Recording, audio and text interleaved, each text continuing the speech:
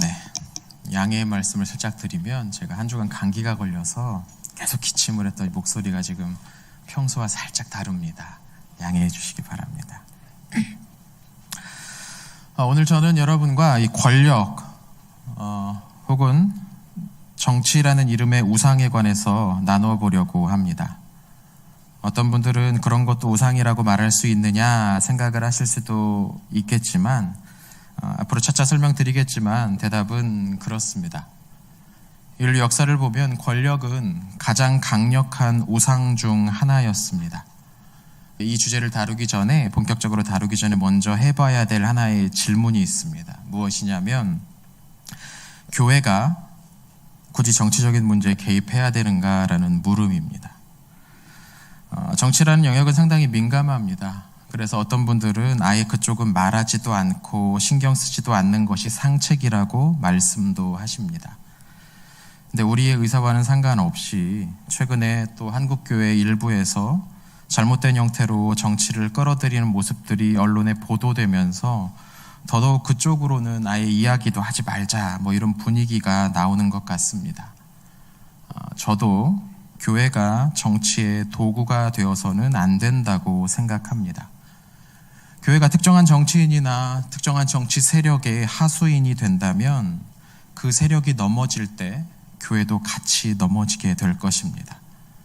때문에 이제는 처음에 지지했던 그 세력이 넘어지지 않도록 무조건 옹호하는 현상이 벌어질 수도 있습니다. 그가 무슨 악한 일을 저지른다고 하더라도 말이죠. 그러나 이것은 교회의 사명과는 거리가 멉니다.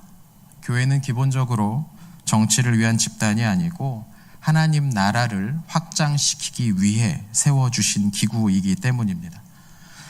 근데 그렇다고 해서 교회가 아예 정치에 무관심하거나 나라에서 알아서 잘하겠지 하는 식으로 넘어가야 한다는 말은 아닙니다. 그리스도인들은 하나님 나라를 확장하기 위한 방편으로 정치를 참여할 수도 있고 또 그래야 하는 것이죠. 만약에 정부가 공의를 버리고 샬롬이 없는 상황을 초래하고 조장한다면 그리스도인들은 그 샬롬을 위해, 정의를 위해 우리의 신앙을 드러내야 할 때가 있습니다. 근데 중요한 것은 우리가 정치의 영역에 발을 내딛는다면 그건 하나의 특정한 정치 세력을 지지하거나 아니면 어떤 정치 구조를 지키기 위해서가 아니고 하나님 나라를 위해서 그래야 한다는 것입니다. 사실 복음은 굉장히 정치적인 언어로 되어 있습니다. 예수님께서 승천하시고 나서 사도들이 여기저기 다니며 선포했던 그 복음의 메시지가 있는데 이때 빠뜨리지 않고 반드시 했던 두 가지 명제가 있습니다. 첫 번째는 예수님이 부활하셨다라는 것이고 두 번째는 그 부활하신 예수님이 이제 하늘에 올라가 온 세상을 다스리시는 왕이 되셨다라는 메시지입니다. 예수님이 진짜 왕이시다. 이 말보다 더 정치적인 메시지가 어디 있겠습니까? 지금 눈앞에 보이고 있는 이 왕이 아니라 다른 왕, 진짜 왕이 계신다. 그분이 온 세상을 다스리시는 더 우월한 왕이시고 두 왕, 그러니까 이 세상의 왕과 하늘의 왕 사이에 충돌이 있을 때는 당연히 하늘의 왕의 명령을 따라야 된다라는 이 말씀이 얼마나 정치적이냐는 것입니다. 초기 그리스도인들과 그들 주변에 있었던 사람들은 이 메시지에 담겨져 있는 정치적인 의미를 금방 알아챘습니다. 사실 초기 기독교인들이 핍박을 당했던 이유는 그들이 새로운 종교를 믿었기 때문이 아닙니다. 이미 로마 세계 안에는 수십 수백 개의 다양한 종교들이 있었고 거기에 또 다른 새로운 종교가 하나 생긴다고 해서 아무도 이상하게 생각하지 않았습니다. 문제는 이 그리스도인들이 자신들의 왕에게, 그러니까 이 땅의 권력자들에게, 이 땅의 특정한 정치 세력이나 그런 사람들에게 충성을 바치지 않고 우리는 하늘에 계신 우리의 하나님, 우리의 왕에게 충성을 바치겠다고 대답했기 때문입니다. 바로 그 이유 때문에 초기 기독교인들은 핍박을 받았던 것입니다. 예루살렘의 대제사장들과 권력자들 앞에서 베드로와 다른 사도들이 했던 그 말, 사람보다 하나님께 순종하는 것이 마땅하다라는 이 말은 그들의 이런 신념을 잘 보여주는 선언이었습니다. 사도들이 그렇게 선언했을 때, 사람이 아닌 하나님에게 충성하는 것이 우리에게 옳다라고 선언했을 때 그 당시 유대 사회가 어떠했습니까? 로마의 지배 아래서 소수의 특권층들이, 특히 성전을 중심으로 한 귀족과 제사장 계급들이 자신의 부와 권력을 위해서 대다수의 평범한 사람들을 착취하고 있었습니다. 대제사장이 한번 되려면 수많은 돈을 바쳐야 했기 때문이죠. 그들이 점점 더 많은 땅을 차지하고 그들이 점점 더 많은 사업을 벌여가면서 빈부의 격차가 매우 크게 증가했습니다. 사회 전반에 걸쳐서 의롭지 못한 상황이 발생했다는 것이죠. 그런 상황에서 이 사도들이 그 권력자들에게 충성하려고 했다면 그것은 사도답지 않은 행동이었을 겁니다. 사람보다 하나님께 순종하는 것이 마땅하기 때문이죠. 오늘 본문을 보면 사도들보다 수백 년 앞서서 그렇게 사람보다, 왕보다, 이 땅의 권력자보다 하나님께 순종하려고 했던 한 사람이 등장합니다. 그는 선지자였고 묘한 별명을 가지고 있었습니다. 바로 나쁜 일만 예언하는 선지자라는 것이었습니다. 그 선지자의 이름은 미가야였습니다. 이 이름의 뜻이 아주 의미심장합니다. 미카야. 누가 하나님과 같겠는가? 누가 여호와와 같겠는가? 이 세상에 여호와와 같은 분이 안 계신다라는 아주 강력한 선언이었습니다. 그가 살고 있었던 이스라엘 북부왕국은 여러 왕조들이 경쟁적으로 일어나서 서로를 죽이고 죽고 있었습니다. 폭력과 혼란의 시대였습니다. 특히 미가야 당시에 이 북부왕국의 왕이었던 아합은 베니키아에서 새로운 신까지 끌어들이며 여호와 신앙을 그 나라에서 완전히 말살시키려는 시도를 하다가 엘리야 선지자와 크게 대립했던 그런 사람이기도 했습니다. 미가야는 엘리야 선지자와 동시대 인물이고 또 기록이 많이 남지는 않았지만 엘리야 못지않게 이 아합 왕과 많이 다투고 대립했던 인물이었던 것 같습니다. 오늘 이야기는 이렇습니다. 아합은 남왕국의 왕이었던 여호사밧과 혼인 동맹을 맺습니다. 자신의 딸인 아달랴를 남왕국 여호사밧의 아들인 여호람과 결혼을 시킨 것이죠. 덕분에 이 두 나라는 솔로몬 이래로 가장 가까워지게 됩니다. 이러던 중에 아합과 여호사밧이 함께 아람에게 빼앗긴 길르앗 라못이라는 땅을 되찾으러 나가기로 합니다. 일종의 연합군을 형성한 것입니다.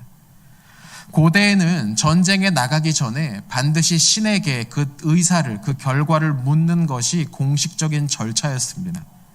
아합은 자신의 수하들을 시켜서 하나님의 뜻은 이 전쟁에 나가서 승리하는 것이라고 퍼뜨리고 다녔습니다.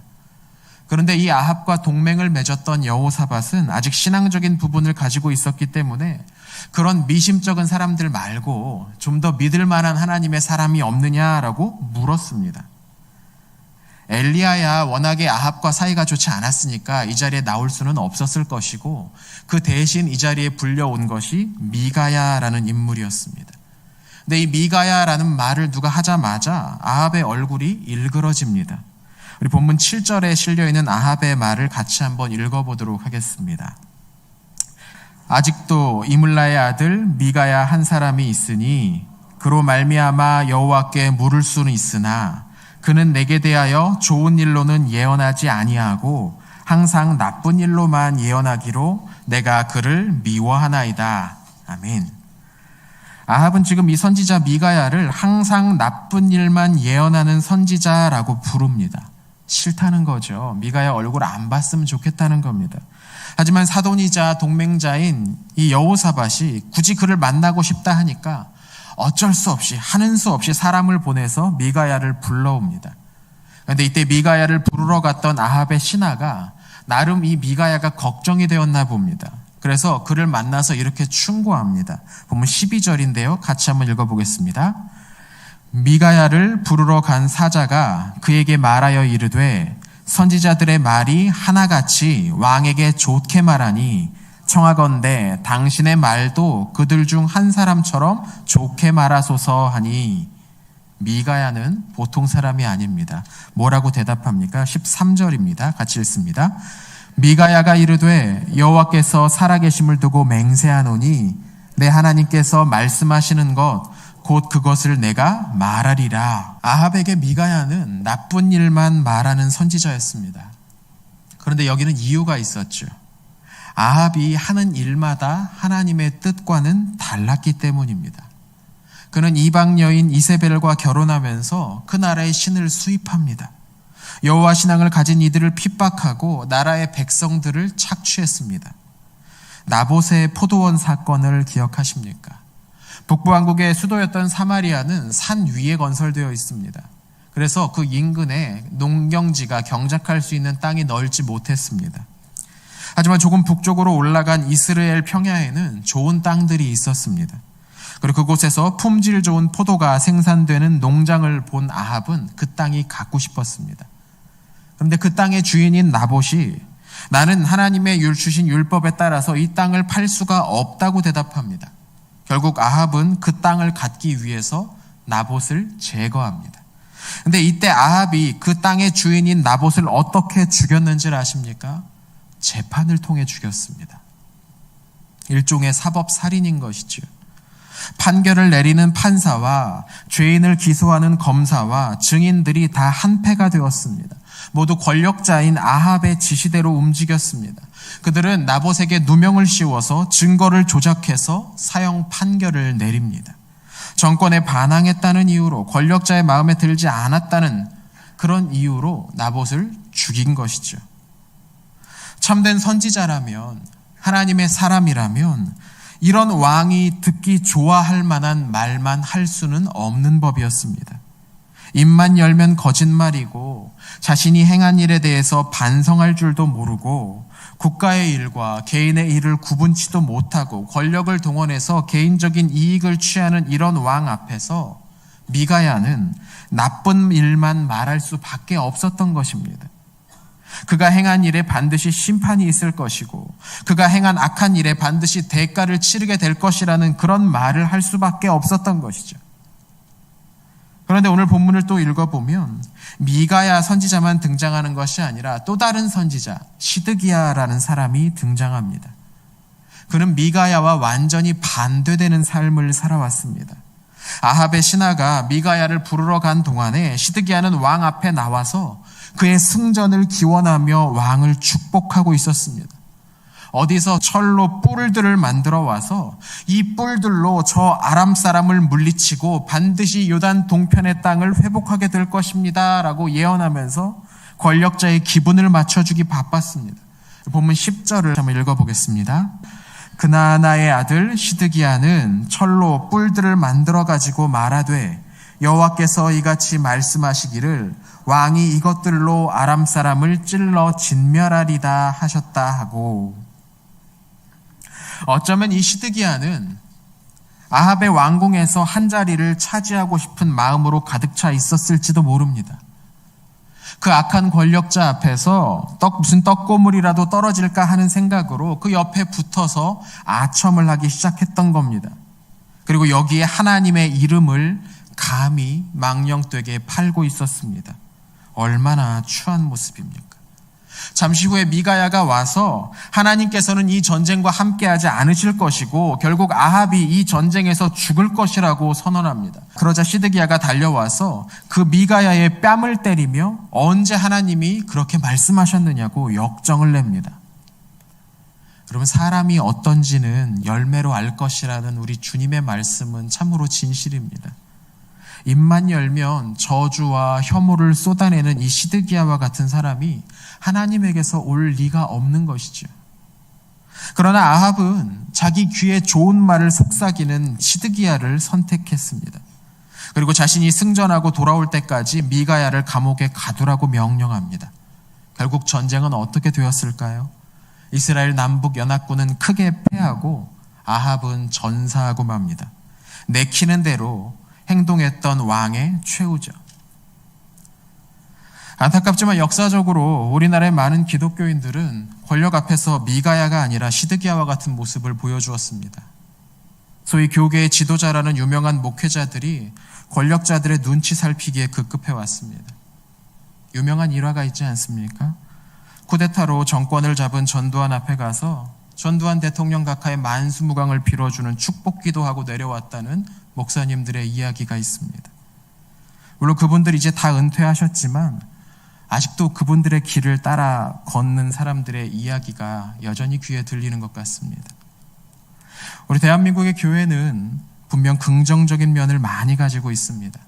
기도에 관한 뜨거운 관심과 선교에 관한 열정은 세계적인 수준입니다. 대한민국의 교회는 이미 지금도 세계 기독교계에서 큰 일을 감당할 수도 있고 또 앞으로도 그런 큰 일들을 계속 감당해낼 것입니다. 감사한 일이죠. 그런데 이 권력에 대한 태도만큼은 여전히 제대로 사고하지 못하는 경우들이 많이 있는 것 같습니다. 물론 권력과 가까워지면 여러 가지로 편한 일들이 많습니다. 그 권력의 힘을 빌어서 내가 하고 싶은 일들을 할 수 있기 때문이죠.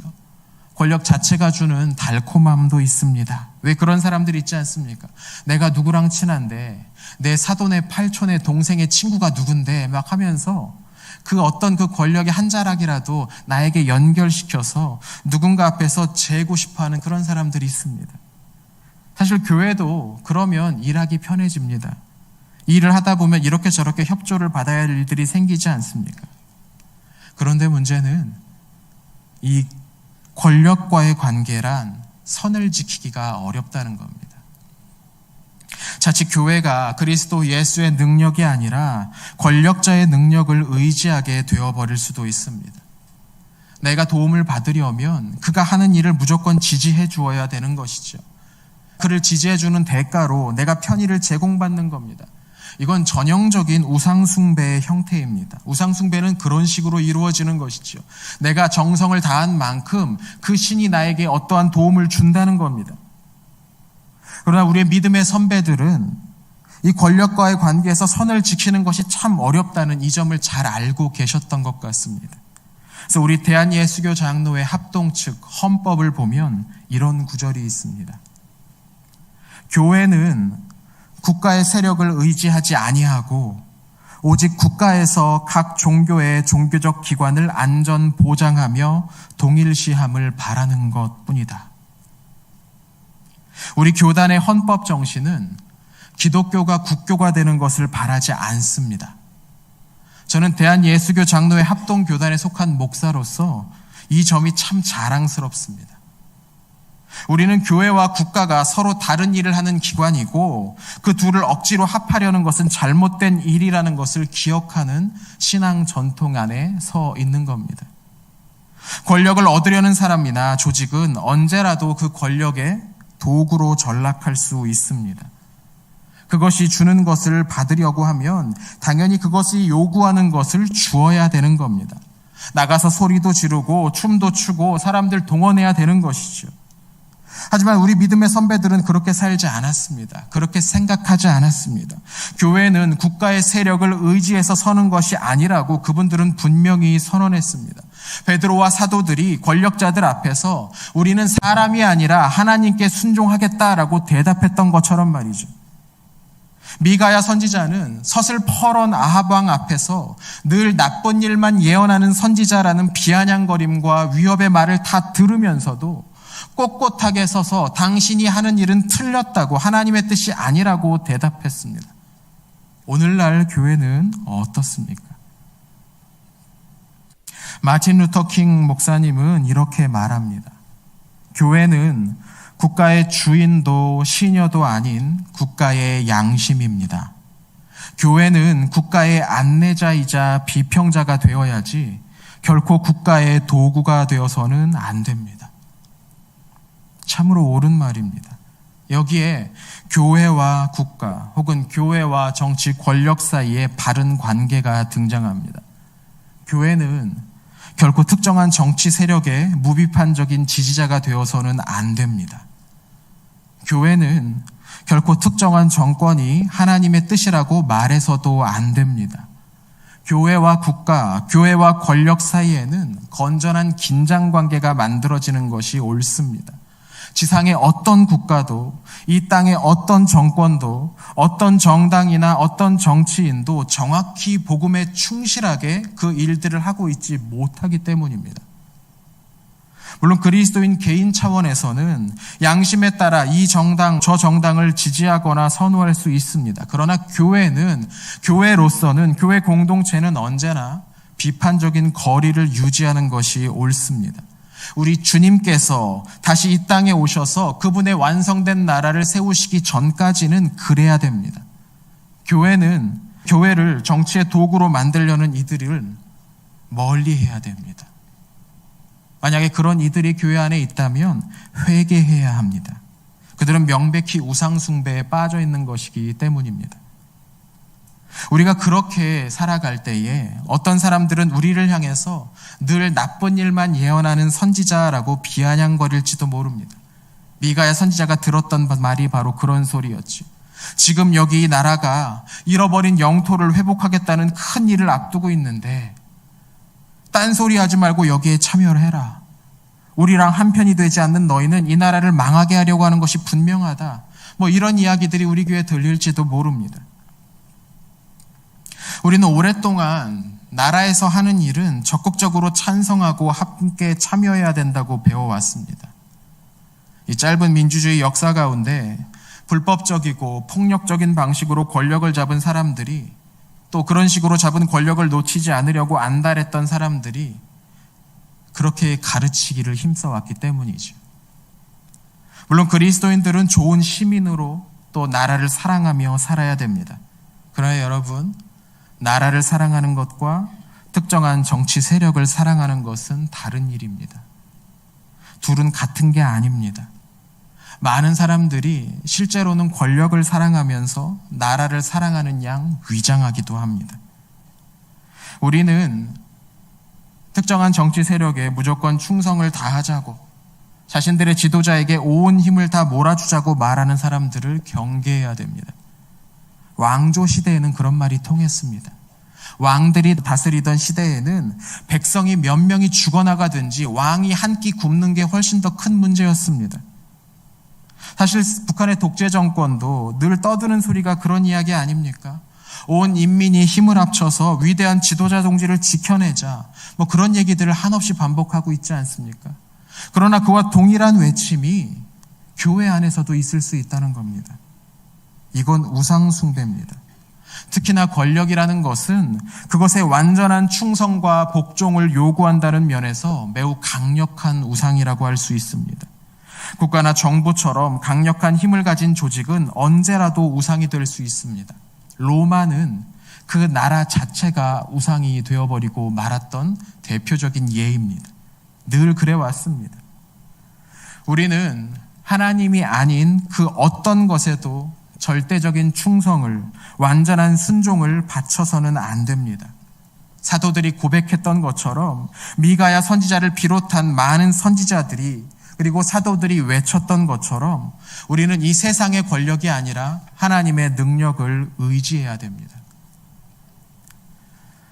오래전에 우리나라가 일제의 폭력적인 지배로 고통을 당하고 있을 그때에 유럽 독일 땅에서는 히틀러의 나치당이 권력을 장악하고 정권을 장악하고 2차 세계대전을 일으켰습니다. 그런데 이때 독일 교회의 다수가 공개적으로 히틀러를 지지하는 잘못을 범했습니다. 본 회퍼와 같은 아주 소수의 사람들만이 이를 비판하면서 뛰쳐나왔죠. 결국 이 일로 독일 교회는 나치의 부역자, 나치의 협력자라는 돌이킬 수 없는 상처와 오명을 갖게 되었습니다. 왜 이런 일이 일어났을까요? 권력이라는 우상을 경계해내지 못했기 때문입니다.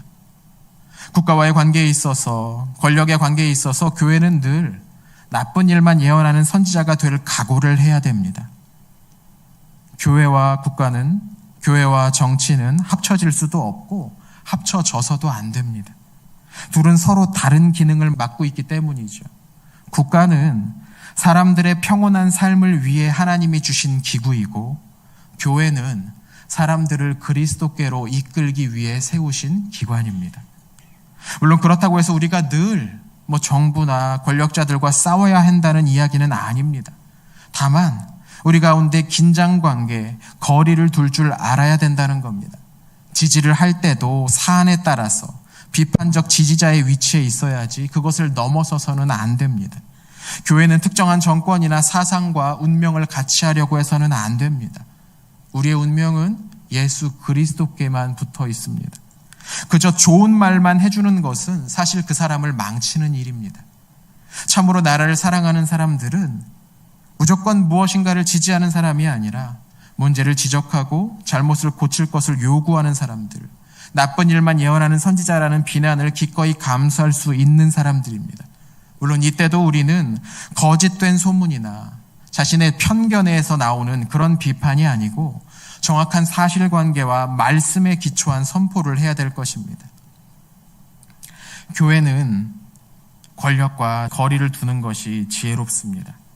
우리가 섬겨야 될 왕은 이 땅에 있지 않고 저 위에 계시기 때문입니다. 하나님께서 우리에게 건전한 정치 의식을 주셨으면 좋겠습니다. 온갖 거짓된 소식들 가운데서 진실을 볼 수 있는 눈을 주시기를, 또 세상에 강력해 보이는 그 힘들 위에 더 큰 힘이 있음을 볼 수 있는 눈을 열어주시기를 축원합니다.